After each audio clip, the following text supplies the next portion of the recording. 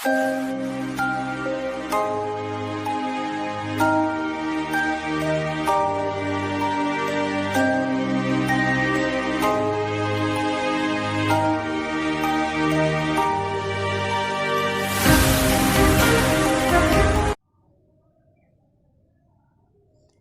Students, my self Neha Joshi from SKJVM Sujangarh.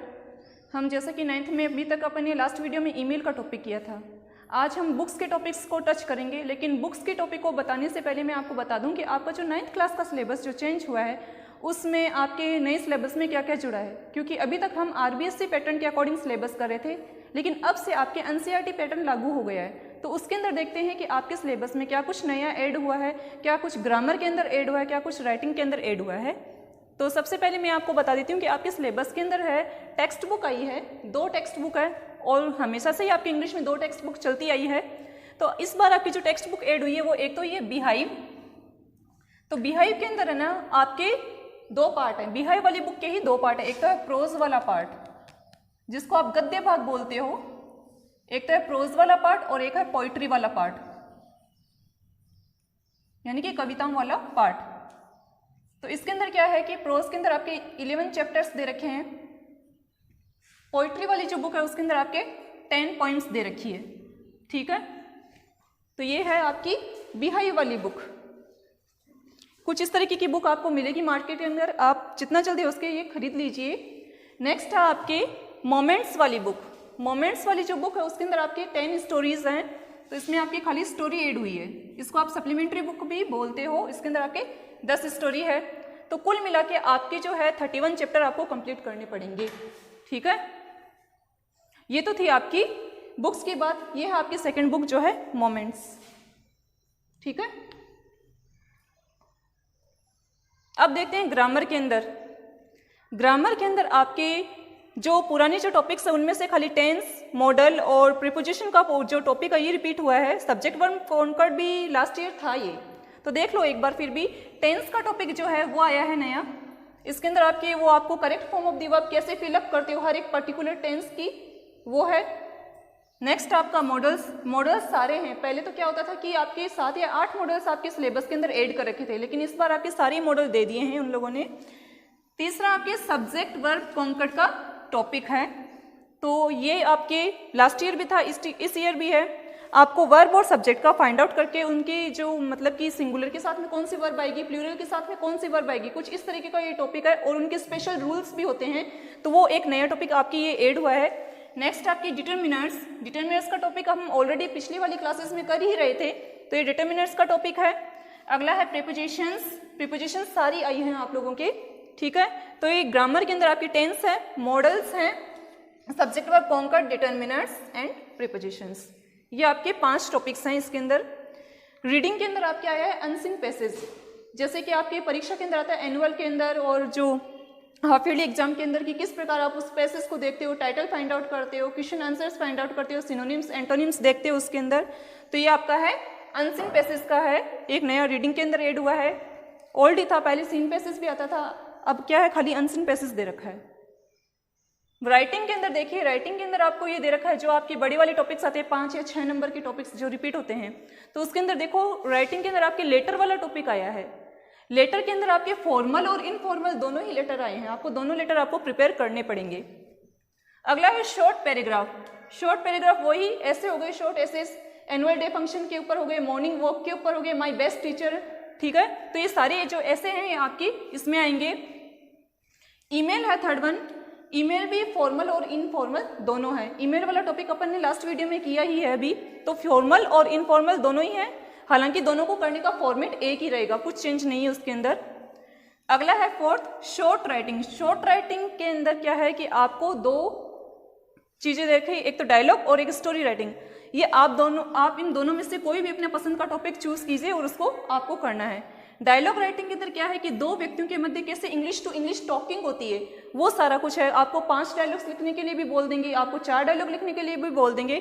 तो dialogue writing है, या तो आप डायलॉग प्रिपेयर कीजिए, अदरवाइज क्या करना है आपको स्टोरी याद करनी है। स्टोरी वही है जो कि आप अब तक पढ़ते हुए आ रहे हो, वो सारी स्टोरीज अभी भी रिपीट हुई है।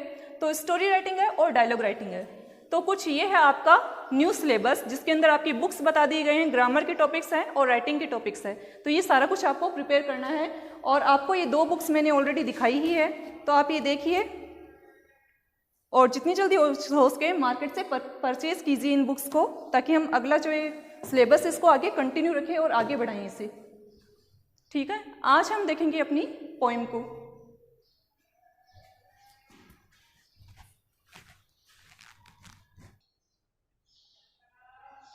ये है अपना topic the road not taken, यानी कि सड़क जिसका कि चुनाव नहीं किया गया। ये आज का अपना टॉपिक है। पोइम है जो कि आपकी बिहाई वाली बुक में से ली गई है, फर्स्ट पोइम है। ठीक है, तो पहले मैं आपको इस पोइम के बारे में बता दूं। अबाउट द पोइट हम देख लेते हैं, फिर बाद में देखेंगे अबाउट द पोइम। तो अबाउट द पोइट जो इसमें दे रखा है, उसके अंदर पोइट जो है इस पोइम के वो है रॉबर्ट फ्रॉस्ट। रॉबर्ट फ्रॉस्ट जो है आपके वो इस पोइम के पोइट है। रॉबर्ट फ्रॉस्ट के बारे में है कि Robert Frost is American poet who writes simply but insightfully about common ordinary experience। तो रॉबर्ट फ्रॉस्ट जो है वो मूलभूत क्या है, अमेरिका से पोइट है। ये अमेरिका के रहने वाले हैं, जो कि साधारण और जो सामान्य जीवन में जितने भी जो अनुभव है उनके बारे में विशेष जानकारी रखते हैं। तो उन्हीं के ऊपर बेस्ट इनकी जितनी भी पोइट्री है वो उन्हीं के ऊपर बेस्ट है। इनका जितना भी लिटरेचर का जो वर्क है इंग्लिश के अंदर, वो सारा सामान्य और साधारण अनुभव जितने भी अभी तक एक्सपीरियंस कर चुके हैं अपनी लाइफ के अंदर, या फिर इन्होंने दूसरों को देखा है, तो उनके ऊपर बेस्ट करके इन्होंने अपना सारा वर्क जो है लिटरेचर का वर्क इन्होंने कंप्लीट किया है। रॉबर्ट फ्रॉस्ट अमेरिकन पोइट है, वो इस पोइम के आपके पोइट हैं, ये आपको ध्यान रखना चाहिए। ठीक है, अगला है अबाउट द पोइम। तो पोइम के बारे में जानकारी लेते हैं कि पोइम के अंदर हम क्या पढ़ने वाले हैं आगे। This well known poem is about making choices and choices that shape us. Choices का मतलब वही हो गया चुनाव करना, चूज करना किसी चीज का। ये जो पोइम है ये हमको सेलेक्ट करने में, नहीं किसी चीज का सिलेक्शन करने, चुनाव करने के बारे में है। और वो जो चुनाव हम करते हैं अपनी लाइफ के अंदर, किसी भी क्षेत्र में हम करते हैं, वो चुनाव जो है हमारी जो पूरी लाइफ को शेप करते हैं, हमारी पूरे जीवन के स्ट्रक्चर को वो ढालते हैं। तो ये है आपकी पोइम। पोइम के अंदर क्या है कि मानसिक स्थिति का आपको वर्णन किया गया है, किस तरीके से हम जो सामान्य जो एक्सपीरियंस होते हैं हमारी लाइफ के, डेली रूटीन की लाइफ के अंदर, उनके अंदर जितनी भी हम जो एक्टिविटीज़ देखते हैं उससे हम किस प्रकार डील करते हैं, उनको हम जितनी भी जो ऑब्स्टिकल आती है लाइफ के अंदर उनसे हम किस प्रकार उनको हम सामना करते हैं और उनसे हम किस प्रकार बाहर निकलते हैं। ये सारा कुछ क्या है हमारे ऊपर डिपेंड करता है कि हम उसको किस वे में लेते हैं, ईजी वे में लेते हैं या हार्ड वे में लेते हैं। उनसे परेशान होते हैं या फिर उनको हम मतलब मामूली सी परेशानी मानकर उनसे हम जल्दी से जल्दी छुटकारा पा लेते हैं। तो ये सारी पोइम उसी के बारे में है। ठीक है, ये तो था about the poet and about the poem. अब हम देख लेते हैं इसका स्टेंजा फर्स्ट पोइम का। पहले मैं स्टेंजा रीड कर देती हूँ, फिर बाद में इसको आपके डिफरेंट जो डिफिकल्ट वर्ड है उसकी आपकी मीनिंग बताऊंगी। तो पोइम के अंदर जो आपका स्टेंजा है पहला वो है ये, two roads diverged in a yellow wood and sorry I could not travel both and be one traveller long I stood and looked down one as far as I could to where it bent in the undergrowth। ठीक है, तो ये है आपकी इसके अंदर पहली line है। इसके अंदर आपकी जो वर्ड्स है पहले वो देख लेते हैं। डाइवर्स्ड, डाइवर्स्ड का मतलब होता है कि अलग होना,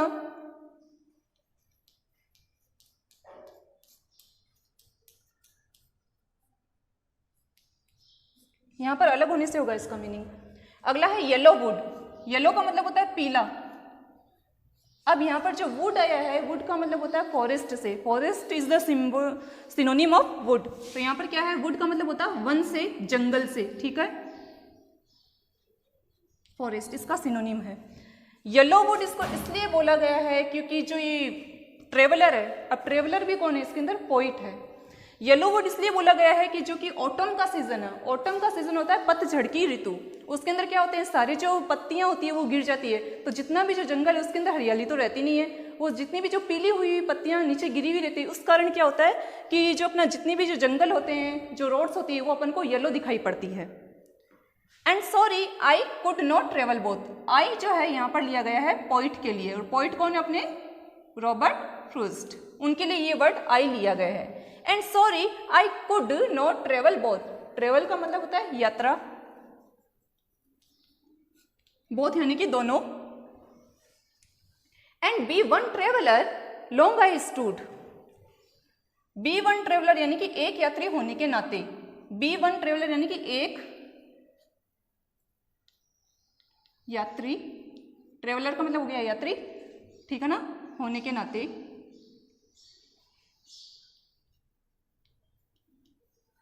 long I stood, long I stood का मतलब होता है कि मैं बहुत देर तक खड़ा रहा, स्टूड का मतलब होता है खड़ा होना। अगेन यहाँ पर आई वर्ड आया, आई आपके लिए पोइट के लिए ही आया है इस पोइम के अंदर, जितनी भी बार आई आएगा वो पोइट के लिए ही आएगा, और पोइट का नाम होना आपको बहुत ज़्यादा जरूरी है। And looked down one as far as I could, looked down का मतलब देखता रहा, देखता रहा। आई कुड यानी कि जितना भी मैं देख सका था, आई कैन का मतलब सकना, आई कुड यानी देख सकता था, पास्ट में चला गया है कैन का form. To where it bent, bent का मतलब होता है मुड़ी, या फिर जो समाप्त हुई, यहाँ पर समाप्त होने से भी मुड़ने से एक ही मीनिंग निकलेगा इनका। अंडरग्रोथ का मतलब होता है कि छिप जाना, हाइड हो जाना, अंडरग्रोथ का मतलब हो गया छिप जाना, या फिर जो ये झाड़ी, जो बुशेज और प्लांट्स वगैरह जितने भी होते हैं तो उनके अंदर जो जाके वो रोड जो है वो समाप्त हो जाती है। मतलब कि डेंस तो अगर जंगल होगा तो वहाँ पर हम इतनी दूरी तक देख पाएंगे कि वहीं तक देख पाएंगे कि जितनी दूर तक वो सड़क नजर आए, आगे जो जितनी भी जो ज़्यादा अपने झाड़ियाँ वगैरह होगी तो उनके अंदर अपन को वो रोड दिखना समाप्त हो जाएगी। तो ये है आपके इसके टिपिकल वर्ड्स जिसके मीनिंग्स मैंने आपको बताए हैं। अब हम देख लेते हैं इसका हिंदी अर्थ, है ना। To roads diverged in a yellow would, जो है ट्रेवलर यानी कि पोइट जो है वो यात्रा कर रहा होता है, और यात्रा करते करते अचानक से वो एक जंगल के अंदर पहुंच जाता है। अब जंगल के अंदर जाके वो कहाँ एक स्थान पर खड़ा हो जाता है और वहां पर उसको नजर आती है to roads diverged in a yellow would, दो जो रोड्स है वो एक पीले जो जंगल है उनके अंदर उसको दिखाई दी और वहां से वो अलग हो रही थी, ठीक है। And sorry I could not travel both, और खेद की बात ये थी यानी कि मुझे दुख इस बात का हो रहा था कि मैं इन दोनों ही जो है ये रोड्स इनके ऊपर यात्रा नहीं कर पा रहा था, क्योंकि मैं इन दोनों के ऊपर यात्रा नहीं करना चाहता था। And be one traveller long I stood, और एक ही यात्री होने के कारण मैं जो है उस स्थान पर कई देर तक लगातार खड़ा रहा। अब आप लोग देखते हो कहीं घूमने जाते हो तो आपके साथ में एक कंपेनियन रहता है, तो आप उससे डिस्कस कर लेते हो कि हम ये वाली रोड चूज करेंगे या दूसरी वाली रूट चूज करें, तो आपके पास में डिसीजन बताने के लिए आपका फ्रेंड वगैरह कोई ना कोई साथी रहता है। अब ये जो है ट्रेवलर वो एक ही था, अब ये किससे डिस्कस करें, मानसिक उलझन में वो फंसी गया, उसको ये समझ में नहीं आ रहा, कंफ्यूज हो गया है कि इस रोड पे जाऊं कि उस रोड पे जाऊं, तो वो कंफ्यूजन की स्थिति इनके ऊपर बनी हुई है। तो वो क्या हो रहे हैं कि वो ये डिसाइड नहीं कर पा रही कि किस रोड को मैं चूज करूं जाने के लिए। And be one traveller long I stood, और एक यात्री होने के नाते मैं उस स्थान पर कई देर तक लगातार खड़ा रहा। And looked down one as far as I could, और उनमें से दोनों में से मैं एक सड़क को, एक रोड को एक टक लगातार कई देर तक देखता रहा, जितनी की देर तक मैं देख सकता था उसको, तो उतनी देर तक मैं उस रोड को लगातार देखे ही जा रहा था। To where it bent in the undergrowth, और मैं उसको तब तक देखता रहा कि जब तक ये मतलब कि जंगल में जितनी भी जो झाड़ियाँ वगैरह है उनके अंदर वो आगे जाके मुड़ी नहीं, तब तक मैं इसको देखता ही रहा था। तो ये है आपकी पोइम का फर्स्ट स्टेंजा। इसके अंदर हमने ये रीड किया है कि पोइट जो है वो एक पीले जंगल में खड़ा हुआ है, वहाँ से उसको दो रोड्स दिखाई दे रही है जो कि दो अलग अलग विभाजित हो रही है। अब उसको ये डिसाइड करना है कि मैं अपने आगे के मार्ग बनाने के लिए कौन सी रोड का चुनाव करूँ, तो वो कंफ्यूज हो जाता है। तो उसमें से वो दोनों रोड्स को लगातार एक टक देखे जाता है कि कौन सी रोड का मुझे चुनाव करना है, और वो डिसाइड ही नहीं कर पा रहा है। इसलिए वो क्या करता है कि एक रोड को लगातार एक टक तब तक देखता रहता है जब तक कि वो झाड़ियों के अंदर छिप नहीं जाती है। तो यहाँ तक हमने आज ये फर्स्ट स्टेंजा इसका पढ़ा है। नेक्स्ट क्लास के अंदर हम देखेंगे कि हमको इस स्टेंजा को कैसे एक्सप्लेन करना है, क्योंकि एक्सप्लेनेशन आपका मोस्ट इंपॉर्टेंट पार्ट है जो कि आपके 5 या 4 नंबर का टॉपिक आने वाला है। तो अभी के लिए आप ये देखिए कि इसका आप हिंदी अर्थ कीजिए, टिपिकल मीनिंग्स देखिए, और about the poet and about the poem most important thing है जो कि रेफरेंस और कॉन्टेक्स्ट के अंदर अपने आती है। तो ये आप देखिए और इसका स्क्रीनशॉट आप ले सकते हो अगर आपको टिपिकल वर्ड्स नजर नहीं आए हैं तो। Thank you.